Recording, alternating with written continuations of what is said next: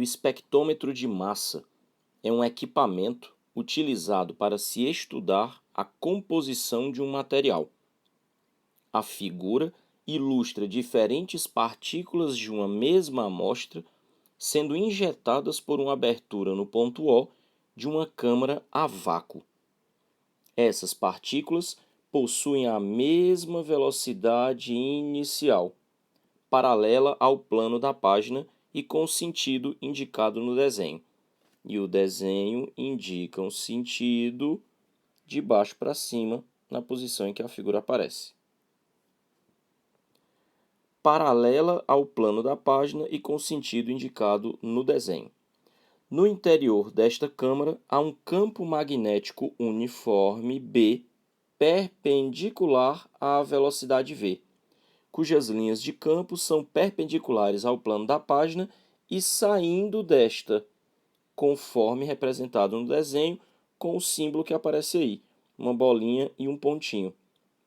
Lembrando que o campo magnético é uma grandeza vetorial e que um vetor é uma flecha, de tal maneira que quando nós temos um vetor saindo do plano do quadro, significa que nós estamos vendo a ponta da flecha.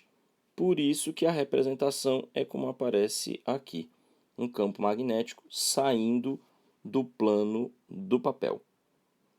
As partículas descrevem, então, trajetórias circulares identificadas por 1, 2, 3 e 4. Considerando as informações acima e os conceitos de eletricidade e magnetismo, identifique como verdadeiras V ou falsas F as seguintes afirmativas. A partícula da trajetória 2 possui carga positiva e a da trajetória 4 possui carga negativa. Ora, observe que essa afirmativa fala de duas partículas que, ao entrarem no campo magnético, foram desviadas em sentidos opostos. Nós temos a partícula 2, que foi desviada para a direita, enquanto a partícula 4 foi desviada para a esquerda. Ora, o fato de entrar em movimento circular indica que a partícula sofreu a ação de uma força magnética atuando centripetamente. A partícula 4, a força magnética atuou para a esquerda, enquanto que na partícula 2, a força magnética atuou para a direita. Então fica claro que para nós termos certeza do sinal da partícula, é preciso que a gente entenda os sentidos da força atuando sobre a partícula, dependendo do seu sinal, quando ela entra no campo magnético. E como é que nós fazemos para descobrir a direção e o sentido da força magnética? A regra da mão direita espalmada, onde é necessário que o dedão esteja alinhado com o vetor velocidade, por isso que o dedão aqui aparece vertical para cima, porque é para onde a velocidade está apontando, e também os dedinhos precisam estar alinhados com o campo magnético.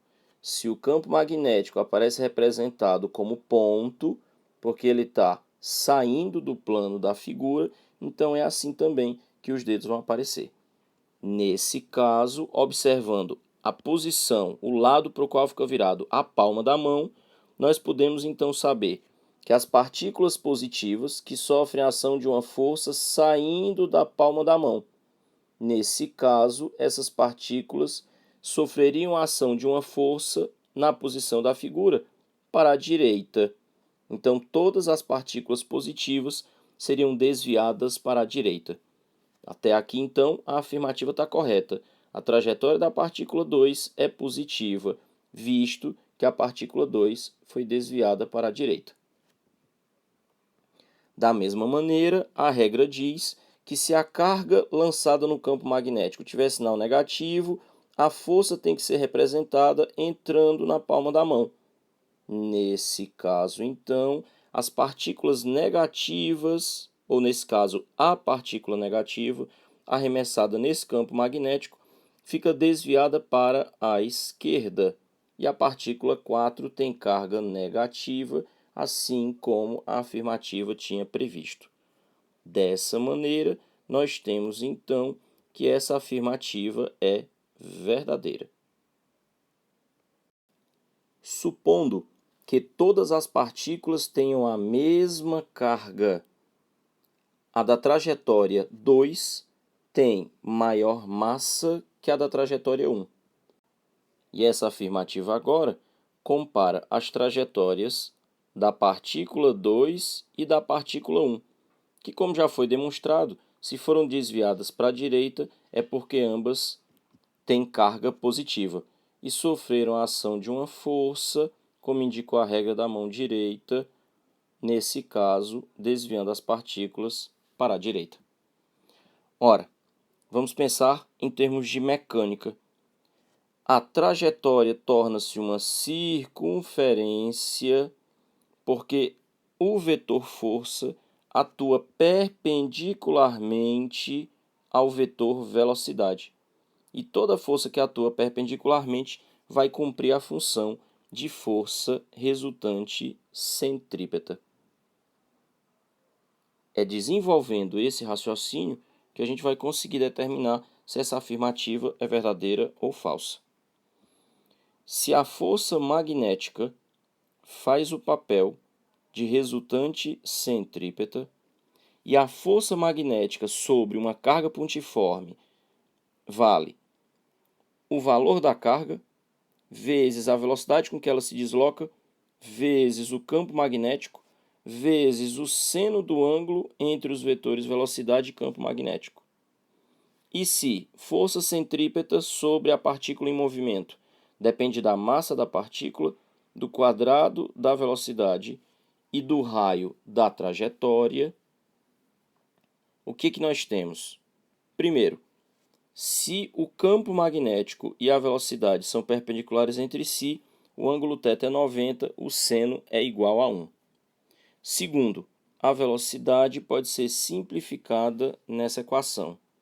Terceiro, se o objetivo é descobrirmos sobre quem tem a maior ou a menor massa, então eu vou isolar a massa aqui nessa expressão. A massa da partícula seria o valor de sua carga vezes o campo magnético a que ela está submetida vezes o raio da partícula. Tudo dividido pela sua velocidade. Ora, agora vamos analisar.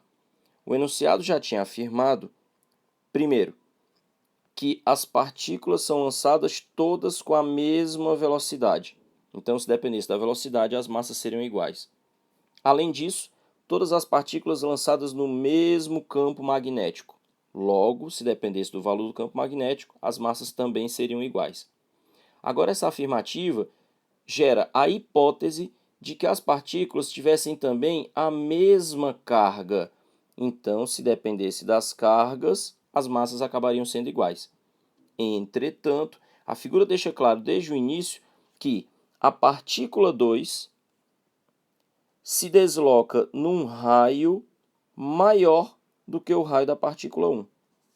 Observando a expressão que nós estamos trabalhando, percebe-se que massa da partícula é diretamente proporcional ao raio da trajetória que ela descreve. Logo, se a partícula 2 descreve uma trajetória de maior raio, é porque a partícula 2 tem ela uma maior massa do que a partícula 1. E observando a afirmação, é exatamente isso que ela diz, que a partícula da trajetória 2 tem maior massa do que a partícula da trajetória 1, de modo que essa afirmativa também é verdadeira.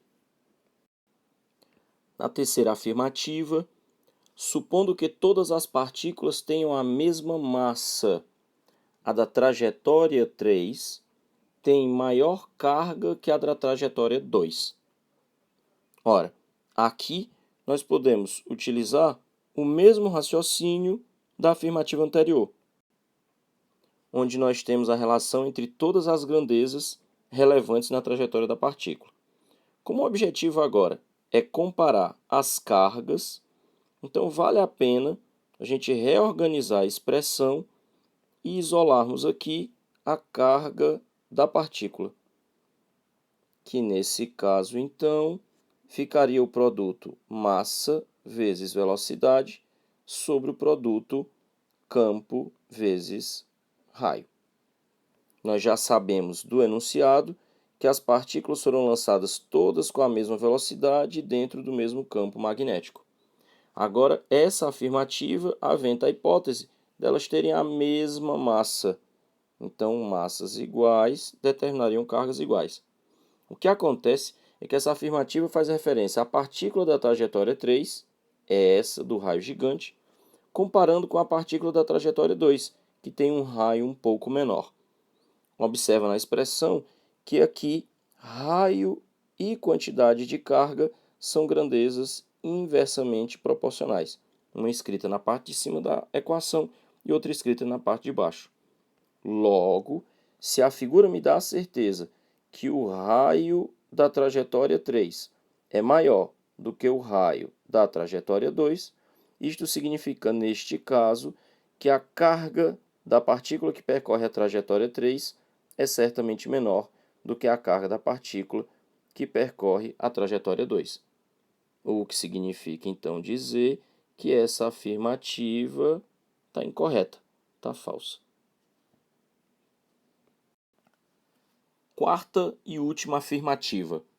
Se o módulo do campo magnético B fosse aumentado, todas as trajetórias teriam um raio maior. Todas as trajetórias teriam um raio maior. Ora, mais uma vez, retomando, a expressão que nós encontramos lá atrás, já desenvolvemos na alternativa anterior. Então, já analisamos a massa e a carga. Nós podemos, mais uma vez, fazer essa expressão trabalhar a nosso favor, já que o nosso objetivo agora é analisar o raio da trajetória. Poderíamos, então, dizer que o raio da trajetória equivale ao produto m vezes v dividido por carga vezes campo. E o que é que essa afirmativa me diz?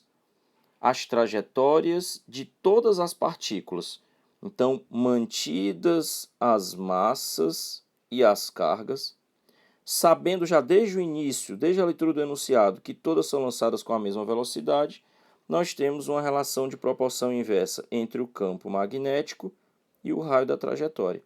Em outras palavras, se o campo magnético é aumentado, a tendência do raio é se tornar menor, não maior.